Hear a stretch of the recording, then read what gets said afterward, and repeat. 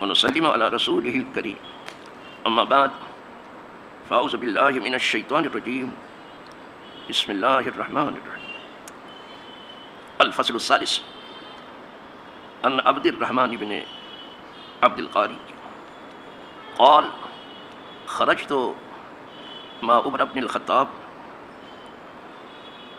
إلى المسجد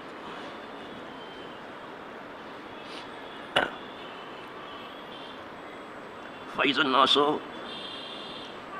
أوزاع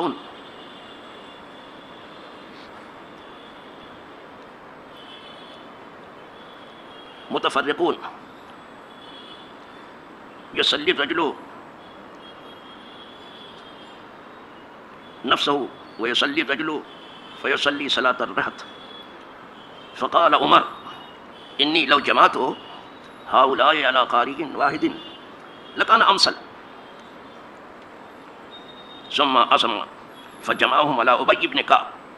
قال ثم خرجت معه ليلة أخرى والناس يصلون بصلاة قارئهم. قال عمر نعمت البدعة هذه والتي تنامون عنها أفضل من التي تقومون يريد آخر الليل وكان الناس يقومون أوله. رواه البخاری. یہ قدر طویل حدیث امام بخاری نے نقل کیا ہے تیسری فصل میں، لیکن بیان کرنے والے امام بخاری ہیں.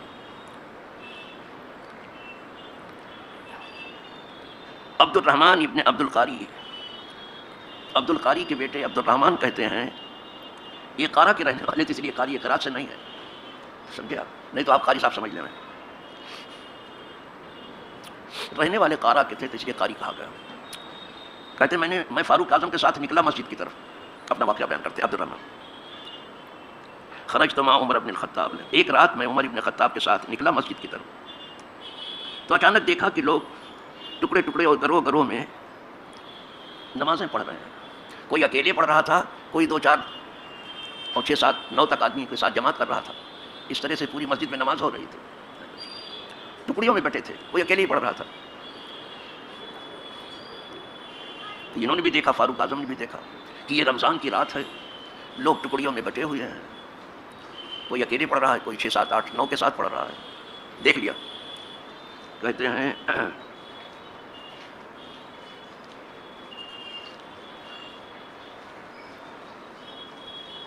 فقال عمر، تو اس موقع پر عمر نے کہا، جب الگ الگ لوگوں کو پڑھتے دیکھا تو عمر نے کہا کہ اگر میں ان سب کو ایک قاری کے پیچھے جمع کر دوں تو یہ زیادہ اچھا ہوگا. جو الگ الگ سب پڑھ رہے ہیں، کوئی تنہا پڑھ رہا ہے، کوئی 2 4 آدمی کو ساتھ لے کر کے پڑھ رہا ہے، تو ایک قاری کے پیچھے اگر سب کو لگا دوں تو یہ زیادہ اچھا ہوگا. یہ کہا عمر. اب انہیں جماعت کتنی پسند تھی یہیں سے اندازہ ہوتا ہے. ٹکڑیوں میں لوگوں کو دیکھ نہیں سکے. یہ امیر المومنین ہے، خلیفۃ المسلمین، غیث المنافقین. حضور صلی اللہ علیہ وسلم کے بڑے وزراء میں سے ایک ہیں. اکیلے اکیلے دیکھ نہیں سکے اس کو. کسی کو اکیلا پڑھتے دیکھ نہیں پاتے تھے. حالانکہ یہ نفل نماز ہے، اس کے باوجود فرض میں اگر اکیلے دیکھتے تو خدا جانے کہ شاید کوڑے لگاتے ان کو کہ تم کیسے رہ گئے بابا. لیکن کچھ لوگوں کا شوق ہے اکیلے پڑھنے، بیٹھے رہتے ہیں ایسے، بعد میں اکیلے آ کر کے پڑھ. جو نہیں پڑھتے ان کا تو رونا ایک طرف، جو پڑھتے ہیں ان کا حال ایک طرف. بیٹھے جماعت ہو رہی، بیٹھے آرام سے، بعد میں اپنی 1.5 اینٹ کی بنا کے چلتی. نفل میں نہیں دیکھ پائے. کہا میں ان کو اگر ایک قاری کے پیچھے لگا دوں تو کہا. پھر یہ نہیں کہ صرف کہا، یہ کہنا فاروق اعظم کا، لگا بھی دیا. ابی بن کعب سے کہا جو سید القراء ہیں کہ آپ مصلی پہ کھڑے ہو جائیں، میں سب کو کہتا ہوں کہ سب لوگ آ کر کے یہاں نماز پڑھیں. یہ سید القراء ہیں، تمام قاریوں کے سردار ہیں. کیا کہنا ابی بن کعب کا. کھڑے ہو گئے سب. اب ایک قاری کے پیچھے کھڑے ہو گئے اور پھر مسجد جو ہے گونجنے لگی. اب بھر گئی مسجد پہ. خود مولا علی جب نکلے تھے تو عمر کو دعا دیا تھا کہ کس طرح سے ہماری مسجدوں کو آباد کر دیا عمر نے. جی صاحب. وہ لوگ جن کو ویرانی ہی میں مزہ آتا ہے ادھر ادھر کی باتیں کرتے ہیں، اس لیے کہ کہیں سے فراغت کی سند انہوں نے لے لی ہے اور بسام خیش وہ بہت زیادہ حدیث کے جاننے والے اتفاق سے ہو گئے ہیں اپنے گمان پر. ادھر ادھر کی باتیں. وہ رات جو سینے میں ہے عمر کی یہ کیا جانے، کبھی خواب میں بھی نہیں دیکھ سکیں گے. جن کا واسطہ ہی صرف حکمرانوں سے ہے، اور چاپلوسی جن کی زندگی ہے، وہ اس راز کو نہیں سمجھ سکتے. خوشامد جس کا مذہب ہے وہ اس راز کو کیا سمجھے؟ لگا دیا. یہ تو مولا علی نے دعا دے دی جو مسجد کو آباد دیکھا. خود فاروق اعظم نکلے تو کہنے لگے نعمت البدعۃ ہذہ، یہ بڑی اچھی بدعت ہے. تو وہ لوگ جو کل بدعۃ ضلالہ کی بات کرتے ہیں، تھوڑا سا اپنے گریبان میں جھانک کے دیکھیں کہ وہ سند جو ان کے پاس ہے وہ پھاڑ دینے کے لائق ہے یا باقی رکھنے کے لائق ہے. ان کے ہاں تو کوئی بدعت جو ہے نعمہ ہے اچھی ہی نہیں ہے. ان کے ہاں، ان کی اپنی لغت میں، ان کی اپنی ڈکشنری میں، ان کے اپنے سینے میں وہ بس کل کو لے لیا کہ کل بدعۃ ضلالہ. فاروق اعظم سے پوچھا جائے کہ کیسے کہہ دیا نعمت البدعۃ ہذہ؟ اول تو یہ بدعت ہے ہی نہیں ہے، کیونکہ 3 دن تو خود حضور نے پڑھایا ہے. آئی بات سمجھ؟ لیکن جو کہ مسلسل نہیں پڑھایا، اس لیے اب آپ نے لگا دیا کہ مسلسل پڑھاتے رہو، اس اعتبار سے نئی چیز ہو جائے گی. تو اگر میں نئی چیز ہو گئی تو بھی بدعت کیسے ہوئی؟ اس لیے کہ حضور نے فرمایا علیکم بسنتی و سنت خلفاء الراشدین، تم پر لازم ہے میرے راستے پر چلنا، خلفاء راشدین کے. یہ بدعت کیسے ہوئی؟ لیکن یہ کہہ کے کہ نعمت البدعۃ ہذہ، ان کے منہ پر تھپڑ مارا ہے. جو کل بدعۃ ضلالہ جو ہے ہر سانس میں کہتے ہیں، ہر سانس میں ان کے منہ پر ایسا تھپڑ مارا ہے، انہیں قیامت تک ہوش نہیں آئے گا. آج تک کوئی کل نہیں ہے جس میں سے بعض کو خاص نہیں کر لیا گیا. کل عام وقت حسن الباس، ہر کل میں سے بعض کو تو نکال لیا گیا. میں آپ سے پوچھتا ہوں آج جو قتل ہو رہا ہے، قتل عام، اس پر تو ان کا منہ کھلتا ہی نہیں، زبان ہی نہیں کھلتی ہے. انہیں یہ توفیق ہی نہیں ہے کہ یہ قتل عام کیا ہو رہا ہے اور کیوں ہو رہا ہے. اس کے لیے ان کے پاس زبان نہیں، کچھ اور ہی بحث لے کے بیٹھے ہیں. سمجھ؟ تو اس راز کو یہ کیا جانے. پہلا قتل جو ہوا ہے وہ بھائی کا بھائی کے ہاتھ سے ہوا ہے، یعنی حابیل کا قتل ہوا ہے قابیل کے ہاتھ سے. بس ایک چیز. دوسرا یہ کہ یہ عورت کی وجہ سے ہوا. بس تو آج بھی 3 چیزیں بڑے جھگڑے کا سبب ہیں: زن، زر، زمین. سونا، عورت اور زمین، یہ 3 چیزیں بڑے جھگڑے کا سبب. کوئی بھی جھگڑا دیکھو تو ان 3 میں سے ایک اس کی وجہ ہے. یہ فلسطین میں جو کچھ ہو رہا زمین کا جھگڑا ہے. اصل میں زمین ان کو چاہیے، زمین والے نہیں چاہیے. یہ دیکھو، یہ سپر پاور کہلاتے ہیں، اور یہ حقوق انسانی کے بڑے پاسبان کہلاتے ہیں. پھٹے منہ پر یہ سب دعویٰ اچھا نہیں لگتا، سب تمہاری بکواس ہے. خون خرابہ تو تمہارا مذہب ہے.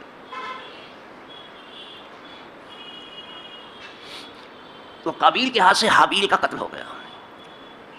اب جو بھی قتل ہوتا ہے تو اس کا ایک حصہ قابیل کے حصے میں جاتا ہے، جو بھی قتل ہو رہا ہے. اس لیے کہ قتل کی بنیاد اس نے ڈالی ہے. یہ ملے گا آپ کو حدیث میں، کہ ادھر ادھر سے بات نہیں کر رہا ہوں. ایک حصہ جاتا ہے اس نے، کیونکہ اس نے بری راہ نکالی. اور جو حابیل کے راستے پر ہیں وہ قتل ہو جاتے ہیں لیکن ہاتھ نہیں اٹھاتے. اس کو ثواب روز پہنچ رہا ہے حابیل کو، اس لیے اچھی راہ نکالی. تو اگر بری راہ نکالنے کا ثواب برے کو مل رہا ہے تو اچھے کو اچھی راہ نکالنے کا ثواب کیوں نہیں ملے گا؟ کیوں نہیں ملے گا بھیا؟ راہیں تو نکلتی رہیں گی. اور اللہ پیدا ہی کرتا ہے، یخلق ما لا تعلمون، اللہ پیدا کرنے والا وہ جو ابھی تم نہیں جانتے ہو. پڑھتے رہو کل بدعۃ ضلالہ. تو یہ اس میں داخل من سن فی الاسلام سنۃ حسنہ، جس نے اچھی راہ نکالی اسے ثواب ملے گا، جس نے بری راہ ایجاد کی اس پر گناہ جائے گا. تو فاروق اعظم نعمت البدعۃ کہہ کر کے تماچا مارا ہے ان کو، بلکہ ان کو ایڑ لگائی ہے، ان کو ٹھوکروں سے پامال کیا ہے. کل بدعۃ ضلالہ، بڑے پرہیزگار پر رات دن جو ہے غیروں کی خوشامد کرنا، چمچا گیری کرنا، ضمیر بیچنا، زبان بیچنا، اور باتیں لمبی لمبی کرنا. اسی وقت کہہ دیا کہ اگر یہ بدعت بھی ہے تو بہت اچھی بدعت ہے، اور اگر یہی اچھی بدعت نہ ہوتی تو ہم آپ قرآن بھی نہ پاتے. حضور نے کہاں قرآن جمع کیا تھا؟ اور صدیق اکبر نے. اور اگر یہ بدعت نہ ہوتی تو ہم لوگ یہ حدیث جو لے کے بیٹھے یہ بھی نہیں پاتے.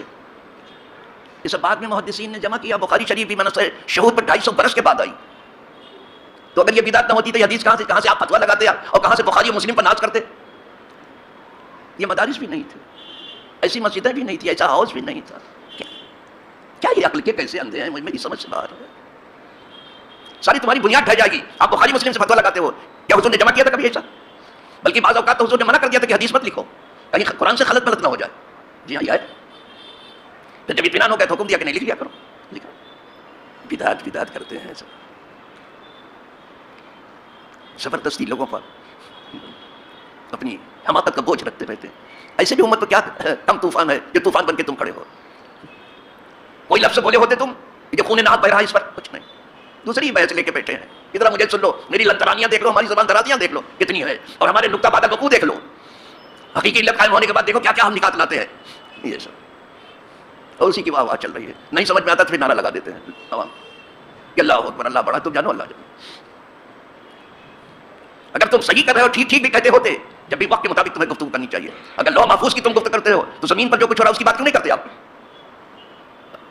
آخر یہی زمین ہماری کھیتی ہے آخرت کی، اس پر گفتگو کیوں نہیں کرتے آپ؟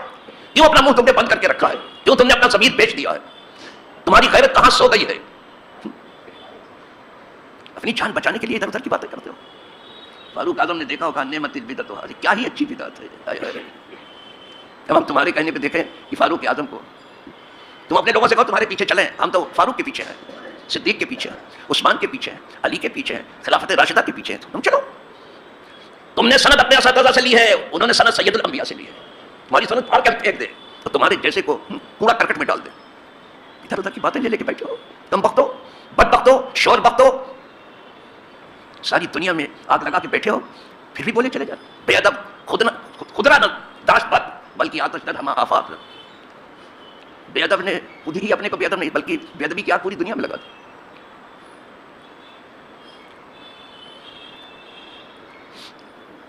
اب جو فاروق اعظم دوسری رات کو نکلے دیکھا مسجد میں ایک قاری پڑھا رہا ہے اور سب کھڑے ہیں. آدمی مطلب کیا یہ اچھی بدعت، آپ سمجھ لیں. یہ صرف نحو جو مدرسے میں پڑھا جاتا، مدرسہ بھی نہیں تھا، صرف نحو بھی یہ سب نہیں تھا. جیسے فقہ اس اصول فقہ کچھ بھی نہیں تھا، سب الگ الگ تھا ہی نہیں کچھ. اور سب ہوتا گیا، سب لوگ لیتے گئے سیکھتے گئے. قرآن شریف پر جو زیر زبر یہ سب کچھ نہیں تھا. آج بھی جو علماء کو قرآن پڑھایا جاتا ہے انہیں زیر زبر نہیں لگا. اب ہم جو کتاب پڑھ رہے ہیں اس پہ کہیں زیر زبر تھوڑی ہے، یہ قانون قاعدے پر چلتی ہے. چلو صاحب، تو نعمت البدعۃ خود فاروق اعظم نے کہا. مبارک ہو آپ کو، قیامت تک کے زبان درازوں کو لندرانی کرنے والوں کے منہ پر آپ نے تماچا مارا، انہیں ایڑ لگائی. نعمت البدعۃ اچھی بھی ہوتی ہے، انہوں نے کہہ دیا کہ اچھی. تم لا پورا کرو، تمہارا مودودی بھی برا کہے تو کہنے دو، اگر کہتا ہے تو یہیں کی سند دے کے وہ بات کرتا ہے. کوئی بھی ہو کسے بات نہیں. جو فاروق اعظم نے کہا وہ سروا کرو، نعمت البدعۃ حاصل. چلو صاحب،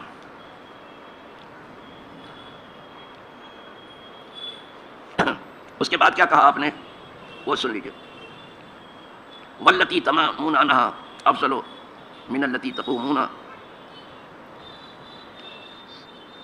یجید آخر اللیل وکان الناس یقومون اولہ. کہا وہ نماز جو تم آخر میں پڑھتے تھے، یعنی وتر، یہ آخر میں پڑھا جاتا تھا اور تہجد کے وقت پڑھتے تھے. کہا اب اس سے اچھا ہے کہ تو پہلے ہی پڑھ لیا کرو، تو رمضان میں پہلے ہی پڑھا جاتا. ہو سکتا ہے آنکھ لگ جائے نہ اٹھ سکو تو اطمینان کر کے سو، پہلے ہی پڑھ لو، یہ اچھا ہے.